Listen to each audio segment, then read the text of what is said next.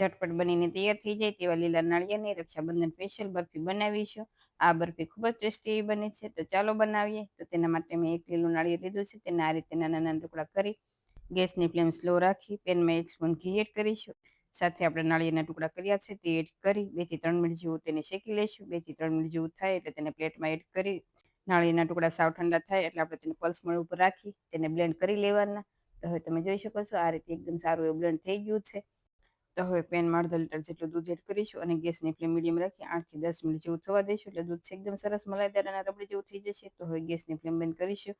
સાથે ગેસની flame slow રાખી આ રીતે પેનમાં પોણો કપ જેટલી ખાંડ એડ કરીશું અને આ રીતે જાતે જ મેલ્ટ થવા લાગે એટલે આપણે તેને આ રીતે સતત ચલાવતા જઈશું. ખાંડ ઓગળી જાય એટલે તેમાં આપણે મલાઈદાર જે દૂધ બનાવ્યું છે તે એડ કરીશું અને 2 થી 3 મિનિટ આ રીતે ચલાવતા જવાનું છે અને એકદમ સારી રીતે મિક્સ થઈ જાય એટલે તેમાં ફ્લેવર માટે એલચી પાવડર એડ કરીશું.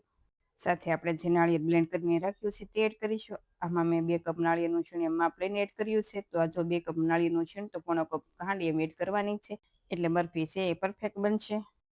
હવે મિશ્રણ છે એ પેનની સપાટી છોડવા લાગે એટલે તેમાં અડધી સ્પૂન ઘી એડ કરી બધું સારી રીતે મિક્સ કરી મિશ્રણને આ રીતે ચેક કરી લેવાનું. જો તમે જોઈ શકો છો આ રીતે ગોળી વળવા લાગે એટલે મિશ્રણ છે આપણું પરફેક્ટ એવું બનીને તૈયાર છે. તો હવે કોઈ પણ પ્લેટ કે આ રીતે બોક્સ લઈ તેમાં બટર પેપર મૂકી તેમાં બધું મિશ્રણ એડ કરી આ રીતે ફેલાવી દઈશું અને 2 થી 3 કલાક માટે તેને રેસ્ટ આપીશું એટલે મિશ્રણ એકદમ સરસ પરફેક્ટ એવું થઈ જશે.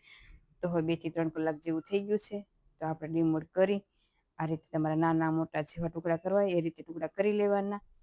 આ બરફી ખૂબ જ ઓછા સમયમાં બનીને તૈયાર થઈ જાય છે. તમે નવરાત્રિમાં માતાજીના પ્રસાદ માટે કે વ્રતમાં કે રક્ષાબંધનમાં પણ બનાવી શકો.